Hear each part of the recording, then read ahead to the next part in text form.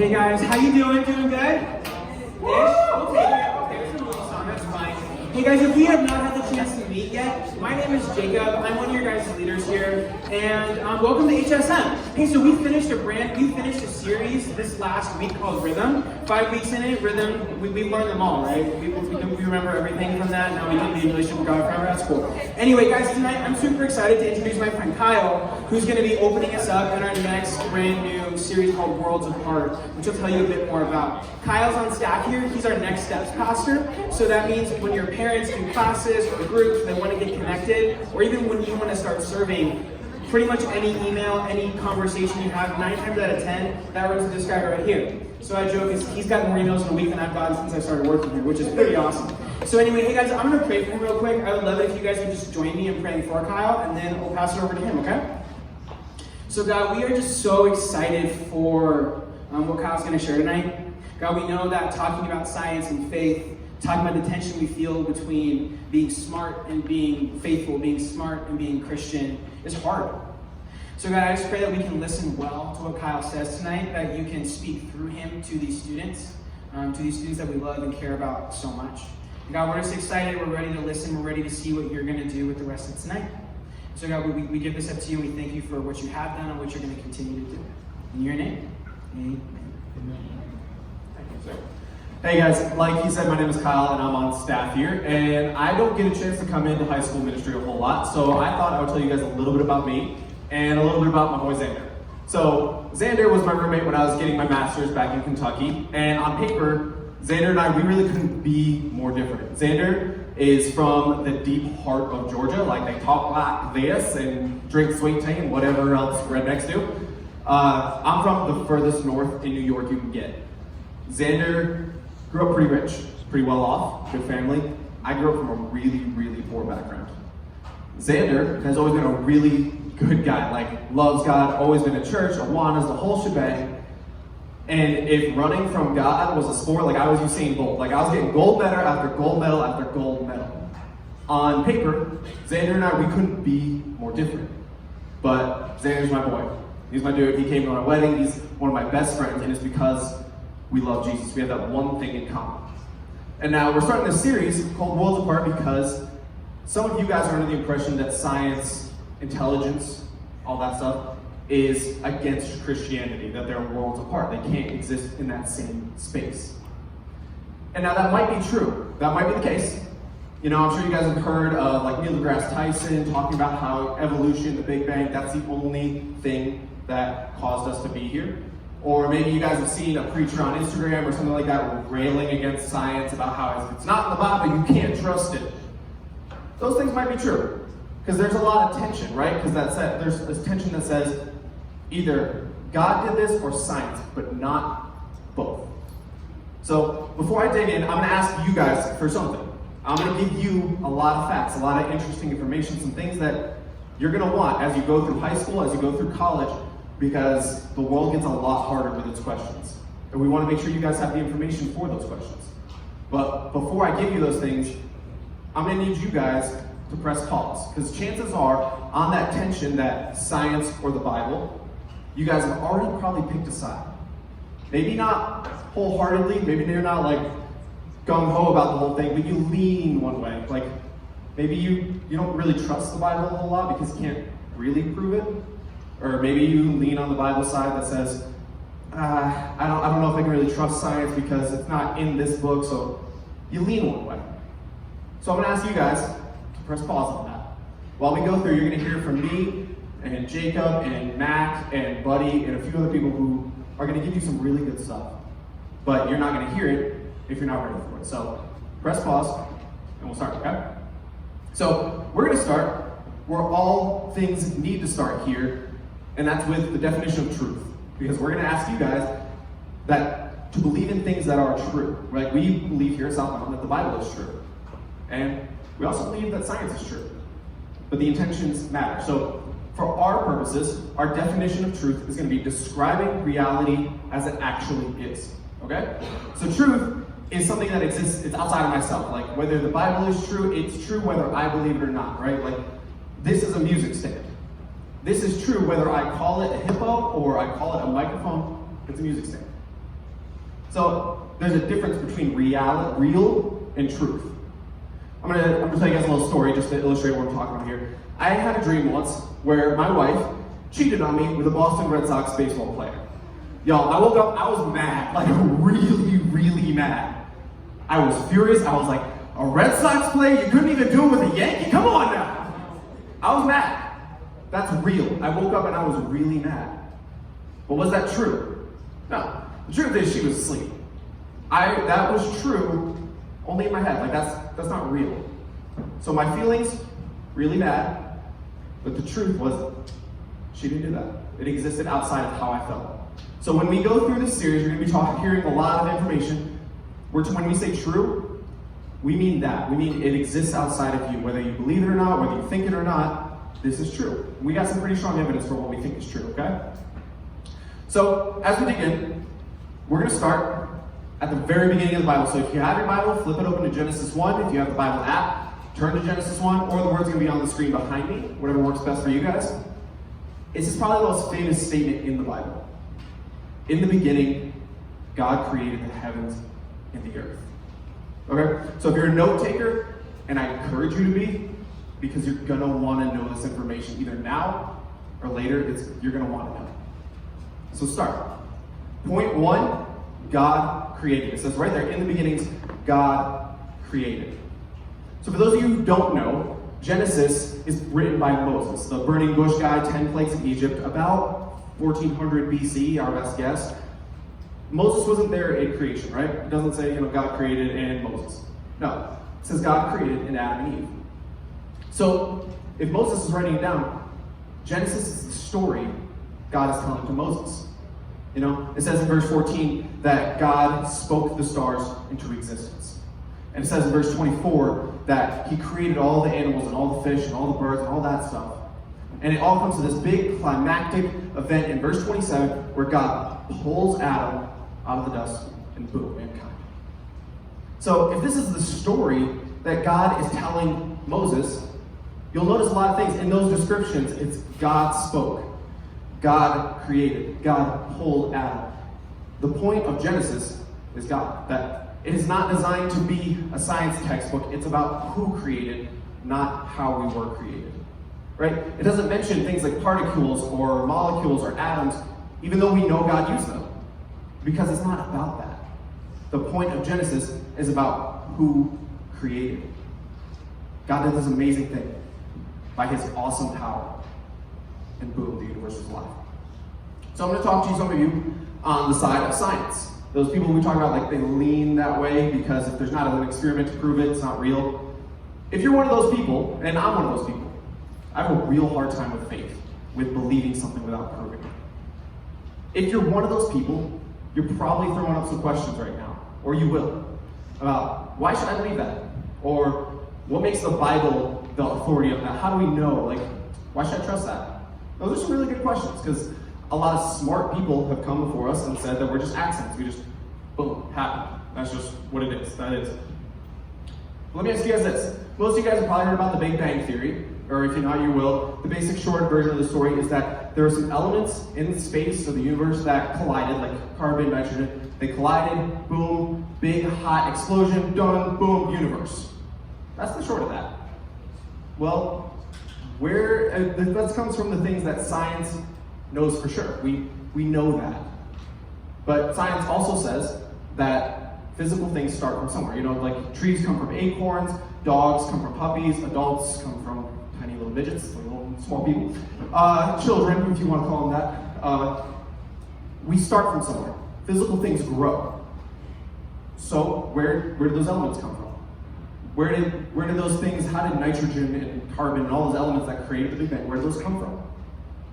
So I've done some research, and there isn't a definitive answer on that yet. But even if there was, where did those things come from? And those things, and those things. The point is that all the physical stuff that science says the Big Bang Theory needed had to start from something that isn't physical, because all physical things start, right? Like nitrogen needed something. Dogs need puppies to grow from. We don't have that answer. We believe that the Bible is that answer, that God created. He spoke, bam, universe. We believe that he's that starter, that first thing. And there's something worth stopping here for, and this isn't about so much the Bible, it's about how you handle information, about how you handle truth. If you're one of those people who leans on the side of science, you gotta be careful. Because science changes. Like 1,000 years ago, we knew the earth was flat. And 100 years ago, we knew smoking was great for you.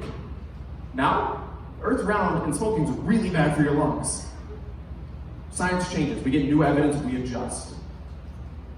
If you're trusting in science, your truth, whatever you believe is the real, is gonna change. Every decade, every century, every time someone comes up with something new. So I would encourage you to look at something that doesn't change, something that has lasted forever. That's God. God doesn't change. It says that he is immutable. He doesn't change. He says that his ways are higher than us. So even though we don't understand it, because math and science are probably never really going to fully explain God, because if it could, he wouldn't be God. It says that his greatness is unsearchable. God is above us on that level. So the Bible says God created it. Science seems to support that. So we're going to move on. We're going to talk about a new creation, so like a different one. Some of you guys will know Paul. He wrote most of the New Testament. And in his letter to the Romans, if you've got your Bible, it's Romans 1:19 and 20. If not, we're timing on the screen. And Paul is talking to the Romans. He says this: "For what can be known about God is plain to them, because God has shown it to them. For his invisible attributes, namely his eternal power and divine nature, have been clearly perceived ever since the dawn of creation of the world in the things that have been made, so they are without excuse." Paul is talking to the Romans here about why we're held responsible for our actions.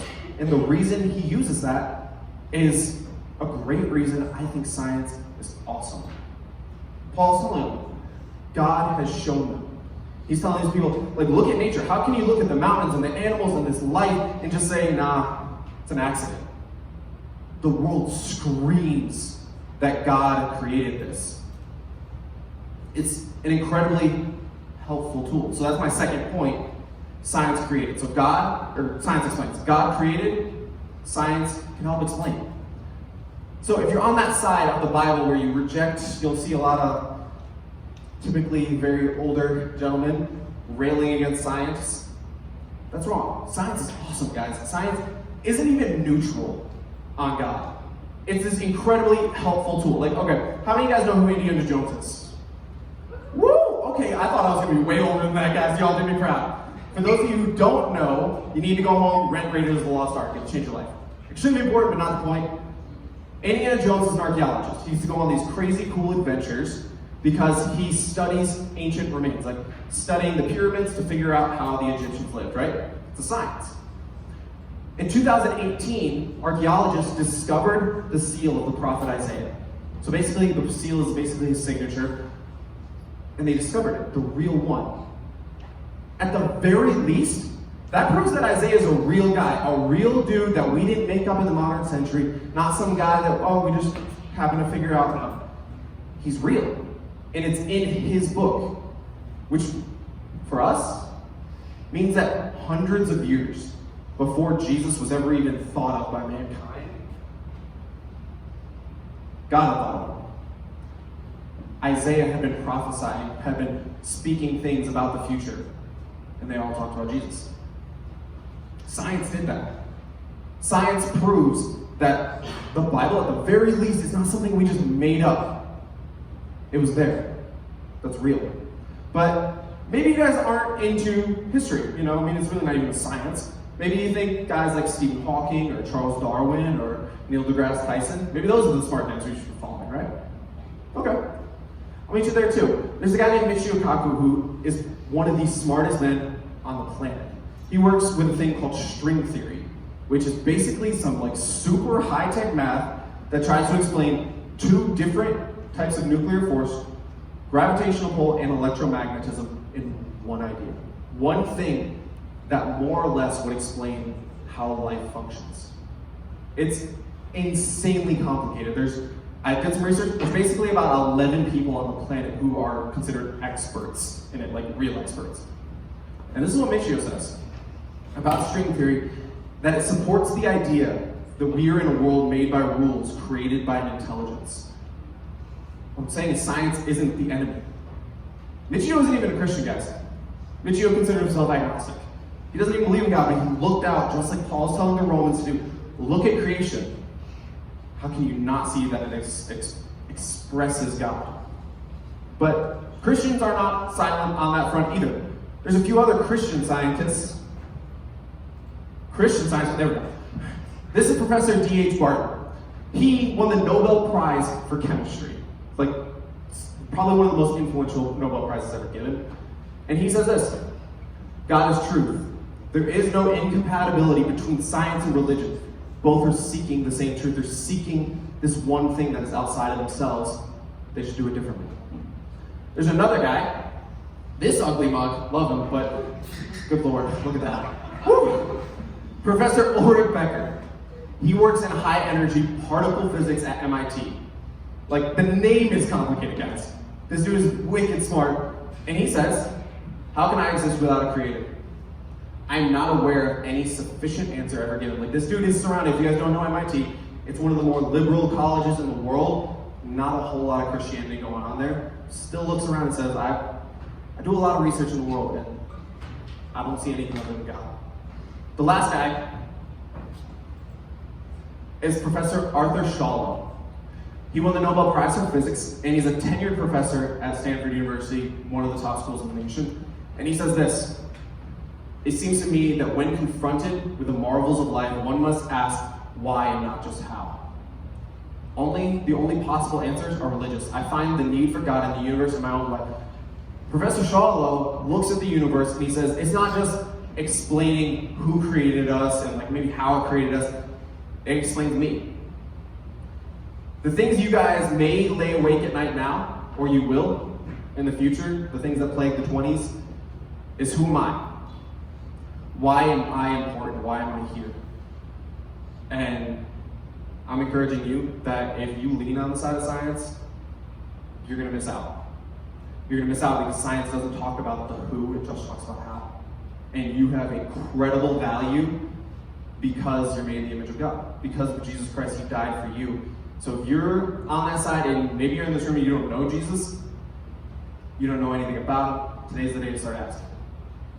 Just like a scientist goes through an experiment, today's the day to start experimenting with faith and figuring out who created you and why.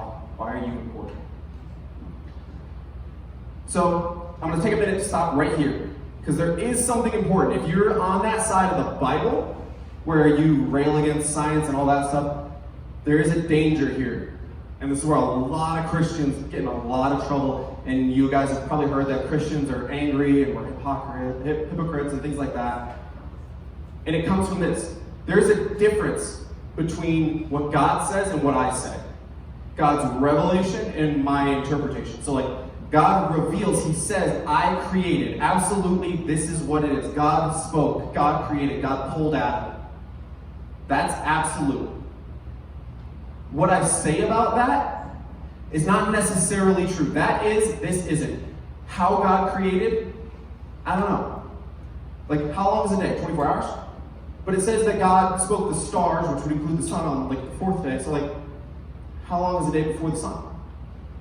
I don't know. 10 years? 10 years? 10 seconds? 10 million years? I don't know. The point is, God created. How He created is what you say, and you got to be careful about that. So, I poked a lot of fun at some scientists, and poked a lot of fun at some preachers that gave me PTSD when I was a teenager about railing against scientists. And we're doing that because there's this tension, right? There's this tension between science and Christianity because they're both trying to make something true. So, on one hand, I hope this is better than it did in middle school. So on one hand, if you lean on the side of science, you miss out. You miss out on who created you, why you're created, why you have value. And you might, if you're not careful, start altering the Bible to fit your scientific theories. You might start changing some things, which is bad. Okay. Don't do that. The Bible is true. And you will hear in the weeks coming up why we think that's true. And it's worth your time. On the other hand, if you depend solely on the Bible, if I can get that out. No, okay. If you depend solely on the Bible, you miss out on some of those cool things that we talked about how science proves God's existence. You miss out on the evidence. We are not a blind faith. We're not a dumb faith. Christianity isn't for idiots. Christianity has mountains of evidence that we've discovered, we've created. It's there. But if you just reject science all for the Bible, you remove yourself from that conversation, which is also bad, because that means the only people who are talking are the people who say God isn't real. I've got a lot of evidence that says otherwise. You'll hear about it in the next few weeks, and it's worth your time to consider. So, what I'm saying is that they're not both wrong, they're actually both right. But their intentions matter. The Bible is trying to tell you who created you. Science is just trying to tell you how. And they support each other if you look at it. So, broken a lot of rubber bands, talked about some archaeology, all that stuff, and I've thrown a lot at you. You will probably have questions. If you don't have them now, you will have them in the future. It's okay. James, the half-brother of Jesus, had a lot of doubts. A lot of doubts about who Jesus is. And after Jesus rose and James saw him, he says this: if anyone lacks wisdom, let him ask God, who gives generously to all without reproach, and it will be given to him. James is saying it's okay. God is not scared of your questions.